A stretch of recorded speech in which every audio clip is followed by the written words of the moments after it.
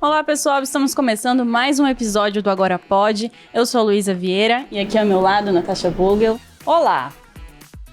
Bom, nós estamos aqui hoje com a Defensora Pública Geral do Estado, a doutora Luziane Castro, é um prazer recebê-la. A doutora Luziane, ela é defensora pública desde 2004 em Mato Grosso, né? E está à frente do seu segundo mandato para conduzir a Defensoria Pública de Mato Grosso. Ela foi reeleita no ano passado e segue para o biênio 2025-2026. E é sobre isso que a gente quer conversar nesse comecinho de bate-papo aqui. O que esperar da Defensoria Pública nesse segundo momento? Eu queria também que a senhora explicasse um pouco qual é o trabalho da Defensoria, porque tem muita gente que ainda confunde muito o que faz a Defensoria, às vezes confunde com o Ministério Público, enfim. Vamos aproveitar esse momento para isso. Para esclarecer, né? Olá, Luísa, Natasha. Primeiro agradecer a oportunidade de estar aqui falando um pouco sobre a Defensoria Pública. E eu falo que eu amo falar sobre a instituição, né? Quando a gente fala de uma instituição que existe para poder fazer o atendimento e o acolhimento à população vulnerável, a população que mais tem necessidade no nosso estado, então isso é muito fácil. E é uma coisa que eu realmente amo, sou defensora, como você falou, há 21 anos, né? Esse ano eu completo 21 anos como defensora pública, com uma história aí de passando em alguns núcleos do interior, né, passando também em Várzea Grande, trabalhei na defesa da mulher aqui em Cuiabá, na defesa do consumidor, enfim, com um pouco de histórico aí de conhecimento de causa e desses trabalhos nossos da atividade fim. Estou na administração desde 2019, né, estive auxiliando o antigo ex-defensor público geral, na primeira gestão e na segunda gestão dele, Clodoaldo Queiroz, como secretária executiva. E aí eu tive aí uma oportunidade, uma chance de ter um conhecimento muito vasto na área da administração. E em 2022 eu me candidatei à Defensora Pública Geral e tive a minha primeira gestão, 23, 24. E agora eu começo meu segundo mandato, 25, 26. O que é, né? Que órgão que é, que instituição que é a Defensoria Pública e qual o seu trabalho? Né? E aí, respondendo a sua pergunta, nós somos uma instituição que foi criada pela Constituição de 88. A Constituição, ela criou a Defensoria Pública, que é uma instituição que faz o atendimento à população que a gente chama de vulnerável, né? Aos hipossuficientes. A Constituição, ela fala, no artigo 5º, que ninguém pode ficar sem defesa. Havendo um processo judicial, todos têm o direito de ter uma defesa. Sim. Só que para você ter uma defesa em um processo judicial ou extrajudicial, você precisa de um advogado, você precisa de alguém que faça a sua defesa, que faça a sua representação. E para as pessoas pobres que não podem pagar um advogado, como que fica essa situação? Para as pessoas pobres, a Constituição previu que, para elas, haveria essa instituição chamada Defensoria Pública. E nós fazemos o atendimento dessa população, né? Todas as matérias em esfera estadual, porque a gente tem processos que correm na esfera estadual e federal, né? Todas as matérias da esfera estadual é de competência da Defensoria Pública. Então, se eu tenho uma mãe que precisa de uma regularização de uma pensão alimentícia, essa pessoa vai bater na porta da Defensoria Pública. Se eu preciso de uma demanda na área do consumidor, né? Tenho um contrato bancário ou um contrato com uma instituição, qualquer instituição, e que eu acho que esse contrato está me prejudicando de alguma maneira, fui violado de alguma maneira como consumidor, o órgão que você vai procurar é a Defensoria Pública para poder fazer a sua representação. O trabalho hoje da Defensoria Pública, ele é tanto judicial quanto extrajudicial. E eu costumo dizer que a gente acaba tendo um trabalho muito maior fora do gabinete. As nossas demandas judiciais não são as maiores, né? A gente tem muito trabalho fora dos nossos gabinetes. A gente trabalha na questão da regularização fundiária, a gente faz o atendimento à população em situação de rua, a gente faz o atendimento nos sistemas prisionais, né? Isso tanto judicial, né, como fazer a inspeção, fazer a verificação de situações de violação de direitos dentro dos presídios. A gente faz o atendimento para a população dos catadores de recicláveis, né, que é uma população que durante muito tempo ficou inviabilizada no nosso estado. As mulheres em situação de violência, com várias ações que a gente faz dentro do estado em defesa dessas mulheres em situação de violência. Enfim, nós temos aí uma gama enorme de trabalhos e de atuação que a Defensoria Pública participa. E eu tenho aí uma grande felicidade de estar à frente desse órgão, como eu falei, em 23 e 24. 23 e 24 a gente tinha um grande desafio, que era chegar a todas as comarcas. Quando eu assumi a Defensoria Pública, nós não estávamos presentes em 15 comarcas. Isso significava que em 15, não municípios, mas em 15 comarcas, que às vezes compreende muito mais municípios, se a pessoa precisasse de um atendimento de saúde, ela não teria a quem se socorrer. Porque nem sempre, quando a pessoa precisa de um atendimento de saúde, ela vai ser devidamente atendida ou o serviço é disponibilizado de pronto. Às vezes ela precisa entrar com uma ação judicial. Sim. Ou para uma internação, ou para uma cirurgia, ou para um medicamento de alto custo, dependendo da demanda. Nessas situações, na época eu falava muito, não adianta ter o fórum, não adianta ter o Ministério Público e não ter a Defensoria Pública, porque essa população pobre, ela vai estar desassistida, ela não vai ter aonde se socorrer. Eu queria aproveitar e interferir um pouquinho para deixar bem claro para a população como se baliza essa hipossuficiência. Isso. Quem são essas pessoas que precisam e devem se socorrer na Defensoria Pública? A primeira régua, né, que a gente estabelece é a econômica. Existem várias situações de vulnerabilidade, mas a primeira a ser analisada pela Defensoria é a econômica. E aqui no estado de Mato Grosso, a gente tem uma determinação, uma resolução do nosso Conselho Superior que estabelece que o hipossuficiente seria aquelas pessoas que têm uma renda individual de até 3 salários mínimos, ou se essa pessoa for desempregada, no âmbito familiar, ela tiver uma renda de 5 salários mínimos. Então, são essas duas análises primeiras que são feitas, né? Ou ela tem 3 salários mínimos, ou se ela está desempregada. Porque mesmo uma pessoa desempregada, ela chegava lá na minha frente e falava, tá, você está desempregado, mas você está comendo, né? Porque assim, e a sua renda familiar? Aí a gente buscava essa renda familiar, né? Comprovando-se isso, aí esse era o primeiro critério e é o critério mais importante, né? Que é analisado no primeiro momento. Como a senhora mesma disse, né? Foi reconduzida agora de novo, vai completar um novo biênio aí à frente da Defensoria. E a gente percebeu ao longo da sua gestão que a senhora trabalhou muito pela defesa, né, das pessoas que dependem da Defensoria, mas também teve muitos trabalhos voltados para a área social, prestação de serviços mesmo por parte da Defensoria. E eu queria saber se vai ter uma continuidade disso ao longo dessa nova gestão e quais são as prioridades agora. Eu até estava falando, né, dos desafios da primeira gestão e em 24 a gente conseguiu chegar a todas as comarcas, eu falava que era o principal desafio, que era ter a Defensoria presente em todas as comarcas. Então a gente fazia, que é um trabalho que a gente continua fazendo, que é o Defensoria Até Você, né, que é isso que você falou, né, de esses eventos que a gente faz, de mutirões. A gente abriu esse ano, inclusive, uma edição quilombola desses mutirões, que eu achei fantástico. Nós tivemos esse final de semana em Vila Bela de Santíssima Trindade. Aí eu fiz até um vídeo muito feliz, que eu falei, a gente está na terra de Teresa de Benguela, que coisa maravilhosa aqui. Capital do Mato Grosso. Primeira capital do estado de Mato Grosso. É um quilombo urbano, inclusive, né? Porque o próprio prefeito falou, aqui é tudo quilombo, gente, né? Tudo quilombo. A gente tem localidades afastadas, mas assim, é um quilombo urbano. Então foi muito representativo. Nós fazíamos, né, muito Defensoria Até Você, principalmente nas localidades onde não tinha Defensoria Pública, que era uma forma da gente levar minimamente esse serviço da Defensoria Pública junto com outros parceiros.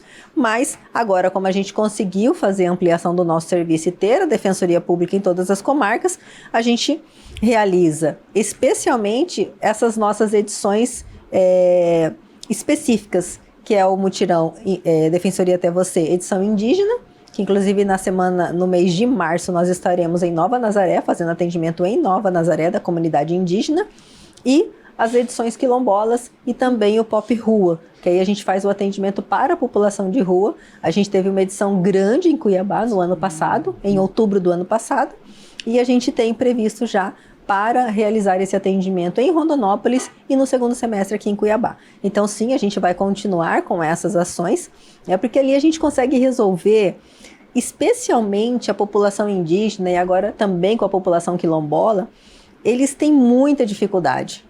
A indígena, eles têm muita dificuldade de comunicação. E por conta da distância que eles vivem das cidades, Às vezes eles têm que fazer um deslocamento absurdo de 200 ou 300 quilômetros para resolver um problema de um registro civil que a gente dentro lá da comunidade, dentro da aldeia, a gente resolve em um dia.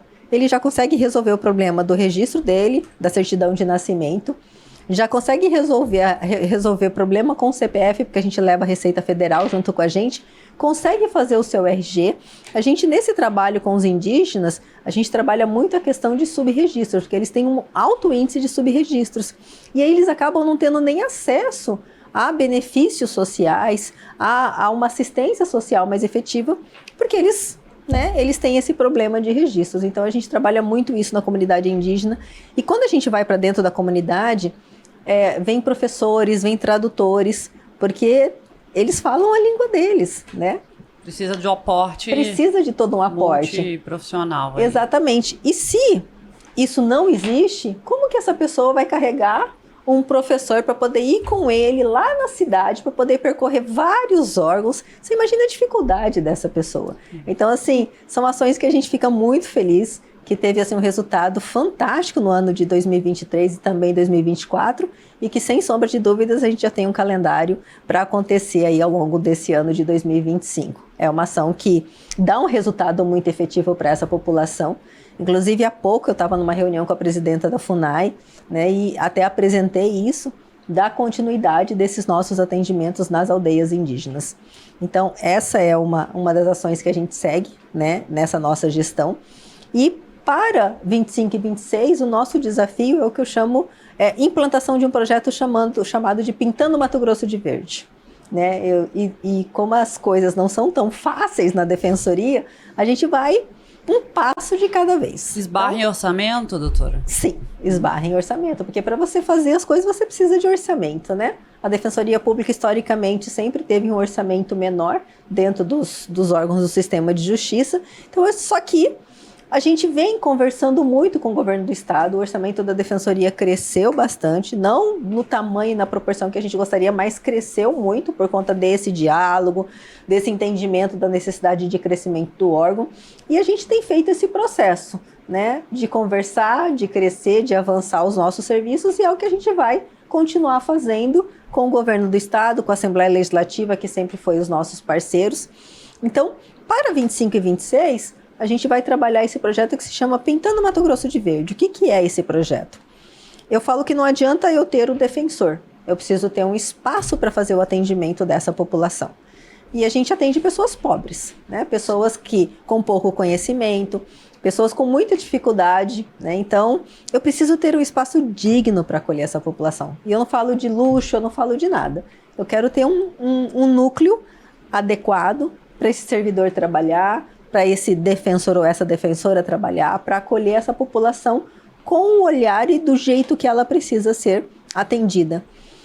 Eu sempre cito como exemplo, e não porque é muito ruim, mas era o espaço que tinha. Vila Bela, da Santíssima Trindade, nós temos Defensoria Pública lá. A Defensoria Pública está instalada na rodoviária, em uma sala minúscula. Nossa. Mas a gente está lá. Eu precisava atender a população. E é o que eu falo, né? Quando eu estou falando de pessoas pobres, eu não posso colocar acesso exclusivamente digital. É muito difícil para eles, né? E hoje até de manhã eu falei, a conectividade do nosso estado a gente sabe como é, né? Ela não é não é o ponto forte. A gente tem muitos pontos fortes no estado, mas conectividade não é um ponto forte. Então, eu preciso ter uma equipe para conversar com essas pessoas, olho no olho, para entender o que essa pessoa precisa, qual é a necessidade dessa pessoa. E, infelizmente, nem em todos os lugares eu tenho um espaço adequado para esse atendimento. Ou eu tenho espaços cedidos pelo próprio fórum, mas são salas muito pequenas, que às vezes eu não consigo acomodar nem a equipe que precisa estar ali para poder fazer o atendimento adequado à população. Às vezes, esses espaços que eu não tenho a mínima privacidade para o defensor fazer aquele atendimento, né, que é necessário, que é um atendimento que precisa de um espaço só para ele e para o assistido se sentir confortável para poder falar. Então, a gente está defendendo muito esse projeto, que seria a estruturação de núcleos com espaços adequados e apropriados para o atendimento à nossa população. Estivemos na Assembleia Legislativa, já começamos as nossas tratativas com o governo do estado, e a nossa proposta é a instalação que a gente chama de econúcleo, né, que são núcleos mais baratos, são núcleos sustentáveis, são núcleos com menor tempo de execução. Em algumas localidades de outras defensorias que têm os econúcleos, esses núcleos estão ficando prontos em 90 dias. Dá Então, um exemplo pra gente, seria o quê? Esses containers, por exemplo? É tipo container. Na verdade, ele não é o container porque ele foi aprimorado com o tempo, né? Porque o container é aquela caixa, né? Metálica. Ele na verdade, ele vem só a parte externa, assim. Mas a gente conseguiu fazer um projeto para poder deixar ele bem bonito, né? Que aí você nem tem a ideia de que você está dentro de um tipo container. E é uma coisa que já vem pronta, na verdade são módulos que já vêm prontos, né? E a empresa só encaixa naquele espaço, né? Que já está preparado, então ele é muito rápido de execução. Mas é isso, é um tipo container, a gente fez um projeto diferenciado, com espaços melhores, mas assim, eu visitei econúcleos em outros estados, eu visitei no Tocantins e também no Maranhão. E assim, dentro, você não tem nem noção que você está num espaço de tipo container. Adaptado, digamos. Ele é totalmente... Na verdade, internamente você faz o que você quiser, sabe? Em termos de tudo, né? Porque é gesso, é o teto com gesso, são as iluminações iguais a qualquer escritório. E como a gente fez um layout bonito, que eu falo assim, Mato Grosso não dá para poder fazer qualquer coisa, né? Porque o estado é um estado pujante, é um estado em franco crescimento, então a gente tem que fazer um projeto que seja bonito para a população, né? E dentro também do que tem sido colocado pelo próprio governador, né? Que os órgãos públicos não podem ser de qualquer jeito para que a população não se sinta bem acolhida. E tem alguma meta em relação à quantidade de econúcleos? A nossa proposta são 18 econúcleos, a gente está fazendo as negociações com as prefeituras para doações de terreno. Inclusive, já licitamos a empresa para fazer os projetos executivos e agora a gente está na fase de negociação com o governo do estado de orçamento para que a gente consiga executar esses projetos. Eu quero aproveitar esse gancho, inclusive, para saber qual é o número, quais são os números da defensoria, quantos defensores temos em Mato Grosso, essas comarcas que foram ampliadas agora, né, a presença da defensoria, quantas são, né? E se existe dentro desses anos, né, este e o próximo, uma meta de expansão de números de pessoas, inclusive. Tem concurso à vista na defensoria? Temos, sim. Nós ainda temos um concurso aberto, tanto para defensores quanto para servidores. Atualmente, nós temos 215 defensores públicos trabalhando em todo o estado, só que nós temos 60 cargos vagos. É muita coisa ainda para ser preenchida. Esse ano, nós ainda temos um concurso que ainda tem pessoas para serem nomeadas de defensores e nós vamos nomear. Nós já estamos conversando, como eu falei, iniciamos a nossa conversa com o governo do estado. Então, a gente vai encerrar chamando todas as pessoas desse concurso, que se encerra, se eu não me engano, em ou outubro ou setembro deste ano. Então, a gente deve nomear essas pessoas que, ao que parece, tem 9 ou 8 aguardando para serem chamadas. Então, a gente vai chamar essas pessoas. E nós já iniciamos o processo administrativo para a realização de um novo concurso.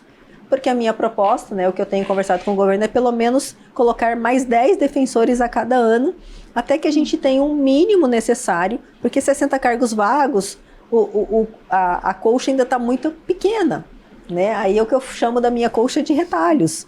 Porque por mais que eu fale, eu estou fazendo atendimento de todo o estado, sim. Só que eu tenho muitos buracos em muitas localidades. Eu tenho buracos em Cuiabá, eu tenho buracos em Rondonópolis, eu tenho buracos em Sinop, eu tenho buraco em todas, praticamente, em todas as localidades. E aí é lógico que os colegas querem que haja essa movimentação interna, né? Mas eu não posso fazer a movimentação porque eu não posso tirar o defensor que está em colniza, porque no momento em que a gente faz, é um efeito cascata, no momento em que eu faço a movimentação e vem para essas localidades melhores, da onde é que vai sair essa pessoa?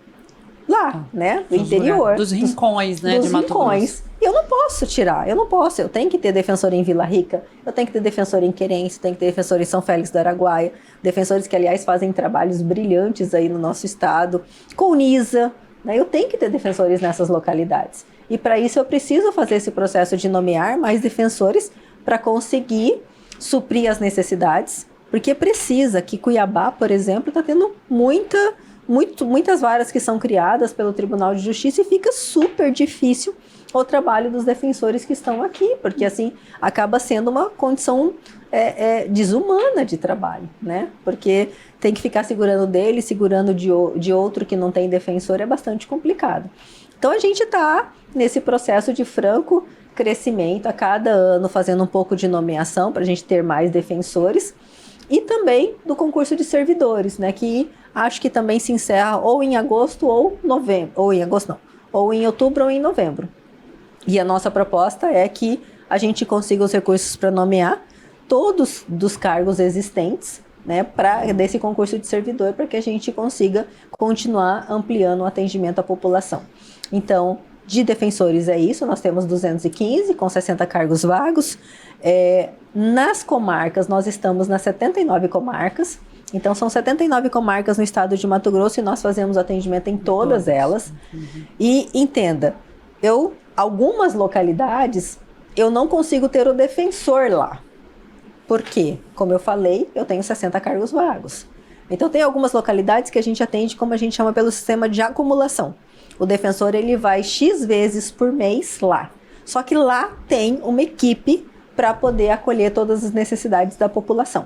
Então fica lá o assessor, fica lá outras pessoas, estagiários, ficam lá e fazem esse atendimento e esse acolhimento enquanto o defensor não está. E, havendo alguma urgência, alguma necessidade, o defensor ou a defensora intervém imediatamente e ele é responsável por todos os processos daquela comarca. Então, algumas localidades a gente ainda está operando nesse sistema, mas como eu tenho a equipe lá, eu vou ter esse atendimento para a população que ela precisa. E mudando um pouquinho de assunto, agora chegou a fase mais polêmica. Em meio ao avanço do crime organizado aqui em Mato Grosso, o governo tem investido em ações, né, para tentar frear, de certa forma, esse avanço.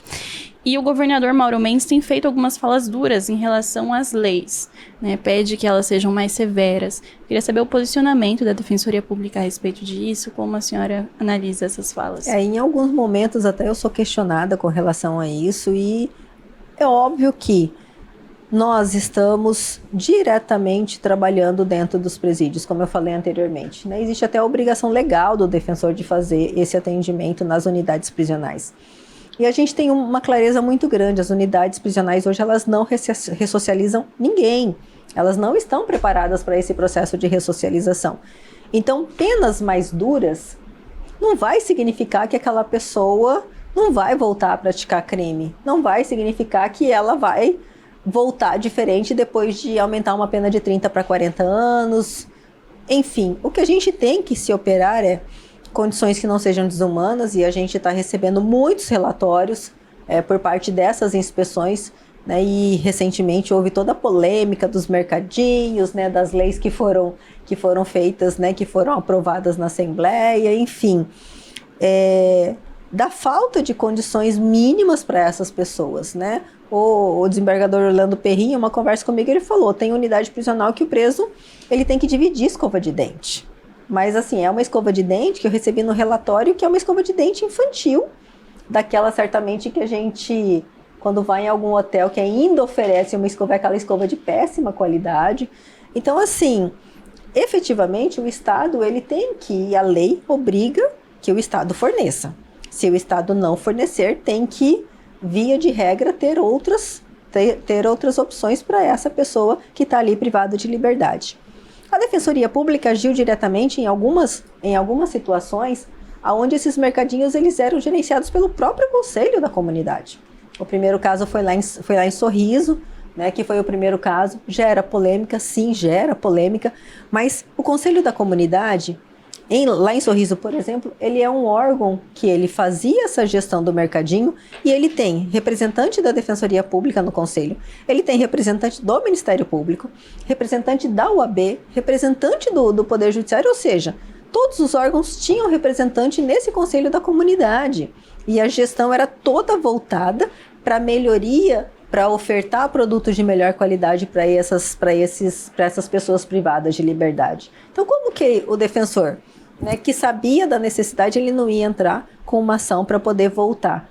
Então, assim, existem casos e casos, né? Aqueles casos onde se verifica que a situação está ali, e em muitos desses relatórios que a gente tem recebido, a gente tem visto que esse conselho da comunidade que atua nas unidades prisionais, eles são hoje extremamente importantes para que se tenha um mínimo de dignidade dessa população. Porque, infelizmente, a gente tem relatos de comida estragada, a gente tem, isso é fato. A gente tem relatos de material de higiene que não funciona. Água sanitária que não tem nem cheiro de água sanitária, cheiro de água, sabão que não espuma. Como que ele vai lavar a roupa dele? Em relação às mulheres, absorvente também. Os absorventes, eles se deterioram. Ela usa e o negócio se deteriora. Então, assim, é muito complicado. Né? Então, assim, nós conversamos com o secretário de Justiça, né, que foi recém-nomeado, o Vitor, e ele falou que eles estavam finalizando justamente as normativas e também fazendo todo esse levantamento, só que o errado foi, e até quando a gente, porque um questionamento que fizeram pra gente mas a Defensoria Pública participou do grupo, nós participamos, só que ficou acordado que seria fechado a partir do momento que houvesse a escala, o cronograma do governo do estado de fornecimento de maneira adequada desses produtos. Só que eles fecharam sem apresentar o cronograma e sem fornecer. Então, como que essa população vai ficar? Ele vai ficar sem um sabão decente para poder lavar sua roupa, sem uma pasta de dente para poder escovar o dente que não seja areia pura que fica machucando a gengiva, enfim, né? Uma coisa é o que se fala, o que está na lei, e a outra coisa é a vida real. Então, assim, voltando aí para a questão das leis, não, óbvio que, sinceramente, como uma pessoa que atua diariamente na defesa dessa população vulnerável, não só as pessoas presas, eu entendo que leis mais duras vai resolver, né? A questão da violência doméstica, nós temos leis mais duras na violência doméstica. Resolveu? O nosso estado, infelizmente, ele está com o índice mais alto de feminicídio. Então, a gente está buscando, inclusive a Defensoria Pública fez um observatório, coordenou um trabalho de um observatório sobre o feminicídio, fazendo um estudo de caso de todos os feminicídios que ocorreram no ano de 2023 em Cuiabá, para a gente poder identificar a causa. A gente precisa trabalhar em causas, a gente precisa trabalhar na cultura, na educação. Então, a mesma coisa nas unidades prisionais. Não adianta simplesmente a gente endurecer, porque aquilo ali, aquelas pessoas, né, que estão ali, elas vão voltar em algum momento para a sociedade. Porque por mais que se queira, a gente não tem prisão perpétua, né? Porque embora a gente tenha defensores disso, mas a gente não tem prisão perpétua, a gente não tem pena de morte, então essas pessoas vão voltar. E aí o que eu tenho hoje são máquinas piores, né? As pessoas, elas entram no sistema, a Defensoria Pública trabalha muito, inclusive, para poder tirar inocentes do sistema, porque a gente tem pessoas presas indevidamente no sistema. A gente se esforça muito para tirar essas pessoas o quanto antes, para que ela não saia dali pior. Porque ela, imagine, o que praticou efetivamente o crime já é complicado. Imagine aquele que não praticou o crime, está sendo acusado, está preso, está nessas condições. Como que essa pessoa sai? Sabendo que o sistema só piora a pessoa quando entra. Então, a gente entende que as medidas têm que ser outras. Muitas coisas foram feitas e a gente não pode negar em termos de estrutura, né? Hoje os presídios aqui estão melhores, o governo do estado tem ampliado o número de vagas, construindo novos presídios. A gente ainda tem discussão com relação a algumas coisas de projeto, né? Principalmente que a Defensoria Pública tem que ter espaços para poder fazer o seu atendimento a essa população, porque a gente atende muito dentro dos presídios. O número de pessoas que é da Defensoria Pública, que são assistidas da Defensoria Pública, é muito alto nas unidades prisionais. Mas a gente ainda precisa avançar em várias áreas, né? E a questão das facções criminosas é um problema nacional, a gente sabe Eu quero disso. aproveitar esse gancho para fazer uma pergunta para a senhora. A senhora falou do atendimento feito por defensores dentro dos presídios, né? Nesse movimento do governo do estado de endurecer o combate ao crime organizado, no dia da reunião, inclusive, suscitou-se pelo ex-procurador-geral de Justiça a ideia de gravar as conversas entre advogados e clientes que estão custodiados ali, né? Uhum. Uma tentativa de impedir, vamos dizer assim, de que tramóias, enfim, facilitações fossem feitas. A Defensoria Pública presta o mesmo serviço, né? O advogado que está atendendo o cliente ali dentro. Como que a senhora vê isso? Isso é uma medida que poderia impedir o avanço do crime organizado? A gente até já fiz uma manifestação não concordando com esse posicionamento, e eu falava na época, eu respeito muito o Deusdedit, que era o procurador, né, que não está mais hoje no comando do Ministério Público. É uma pessoa fantástica, mas eu tenho um entendimento diferente, né? Existe ali o direito legal dele, desse preso, que ele tem o direito a essa conversa reservada com o seu representante ali, né? Então, assim, não, eu não concordo com essa postura, não acredito que seja possível na nossa legislação que isso seja feito, e tenho, né, as reservas com relação à manifestação. Eu queria saber se é um posicionamento geral da Defensoria Pública, porque assim, a gente sabe que em algumas cidades, né, apesar da normativa que ainda cabe, né, decisão por parte da Assembleia Legislativa, juízes suspenderam, né, essa normativa através de liminares. Eu queria saber qual é a orientação. Se é uma orientação geral para que, né, recorram, ou cabe a cada caso? Cabe, até porque o defensor ele tem a sua independência funcional. Não cabe a chefia institucional falar, vocês vão fazer isso ou vocês vão fazer aquilo. Existem algumas orientações que são feitas e são construídas pelos próprios defensores, que inclusive, né, a gente faz aí eventos, encontros para a construção dessas decisões, mas são decisões colegiadas pelos próprios defensores. No caso, não houve nenhuma orientação por parte da Defensoria Pública, né, no caso, Defensoria Pública Geral, com relação a isso. Cada colega, porque como eu falei, os mercadinhos eles têm muitas particularidades. Tem mercadinhos que são controlados pela facção? Sim. Tem mercadinhos que são controlados pelo Conselho da Comunidade? Sim. Então, assim, ficou muito a cargo do defensor, que conhece a realidade local, para ele fazer essa análise.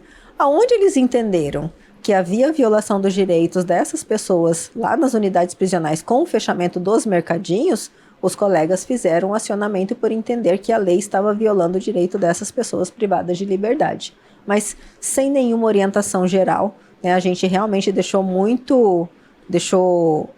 né, até porque nem tem isso, né, de defensor pedir autorização para a Defensoria Geral para qualquer movimento nesse sentido. Não existe nenhuma norma que o obrigue a fazer isso, porque nós temos essa independência funcional. A Defensoria Pública encontra muita injustiça cometida pelo Judiciário em Mato Grosso? Pelo Judiciário, especificamente, decisões que, como a senhora citou, né, pessoas que não cometeram crime estão lá respondendo, né, a pena, ou pessoas que foram trocadas na cena do crime. A gente recebe bastante material da sua comunicação, inclusive, relatando casos, né? Isso. O que a senhora percebe? É um número que vem aumentando, ou há um trabalho mais focado em resolver essas injustiças, vamos dizer assim? Na verdade, como a gente, isso eu falei, a Defensoria Pública ela tem o seu trabalho regular de atendimento à população nos presídios. Inclusive, os defensores, eles têm a obrigação de fazer, no mínimo, 30 atendimentos por mês. Então, ele tem que ir na unidade prisional, fazer o atendimento das pessoas, identificar as necessidades, acompanhar os processos. Então, é óbvio que nesse momento em que você faz o atendimento, ele vai trazer a sua história, aquela pessoa traz a sua história. Mas eu nem entendo como sendo decisões da justiça, porque tem muitas situações e eu até cheguei a pegar um caso desses, em que a pessoa, o irmão dá o documento do outro, sabe? Então, ele praticou o crime, mas no momento em que foi feito lá, lavrado o BO, ele vai dar o documento do irmão dele. Ele agindo com má fé, né? Ele agindo com má fé. Então, assim, eu não tenho como, a justiça não tem como saber. Só que aí depois, quando a gente consegue imagens, a gente consegue, né? Aí o defensor, nessa entrevista, conversa com a pessoa, aí a pessoa fala, não fui eu, foi meu irmão, nesse dia eu estava trabalhando, meu nome é tal, o nome do meu irmão é tal. E aí a gente consegue identificar, o defensor acaba fazendo, né? Rastreia toda essa situação, levanta as provas e aí apresenta para o Poder Judiciário. O Poder Judiciário, ele decide com base em provas. Então ele não tinha essas informações. Porque ali no momento, embora a pessoa fale, mas aquilo que eu falei, né? Ele precisa ser representado por alguém. E aí, no caso, a Defensoria Pública vai representá-lo e vai apresentar as provas daquela versão que ele está falando. Por isso que é importante, e por isso a Constituição colocou que ninguém pode, né, ficar sem defesa. A pessoa ela tem que ter o seu direito à defesa e ela tem que ser defendido por alguém, né? Então, assim, não é que sejam, como eu falei, não é um caso da justiça, não é uma coisa da justiça, porque são muitas situações. Às vezes existe falha, sim.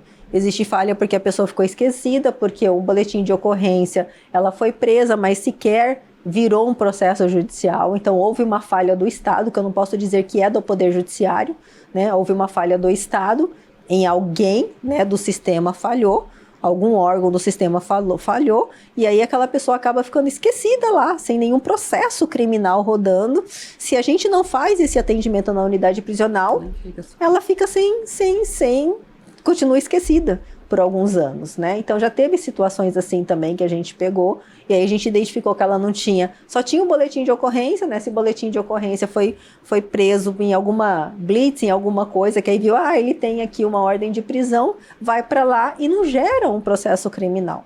Então, assim, houve uma falha, não necessariamente do Poder Judiciário, mas houve uma falha, e aí em alguns casos, inclusive, cabe até indenização. E quem precisar do auxílio da Defensoria, né, pode contactá-la como? Quais canais? Qual o horário de funcionamento? A Defensoria Pública, ela atua, como eu falei, nas 79 comarcas, né? Algumas localidades a gente ainda está arrumando os prédios para que comece a fazer o atendimento presencial dessas pessoas. Nosso horário de atendimento é do meio-dia às 18.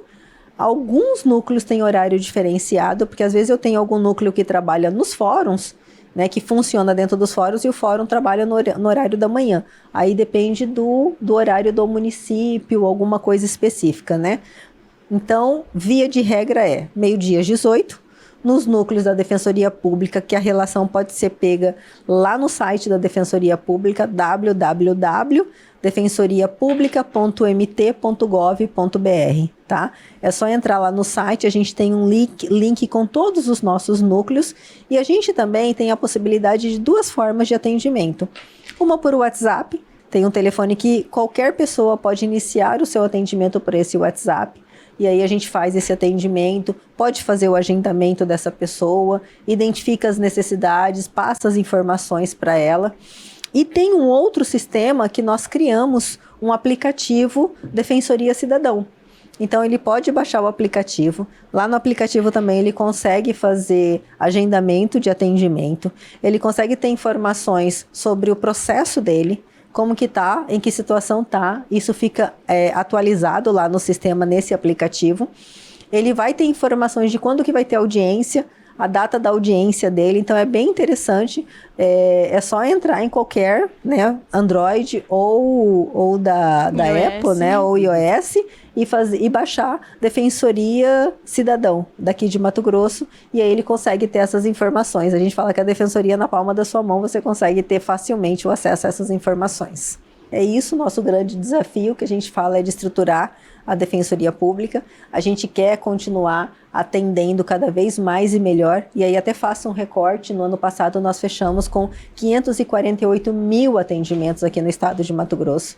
É muito atendimento, né, que a gente faz, são atendimentos, hoje a gente aprimorou muito a questão tecnológica na Defensoria Pública, aprimorando em sistemas, então hoje a gente tem a apuração em tempo real.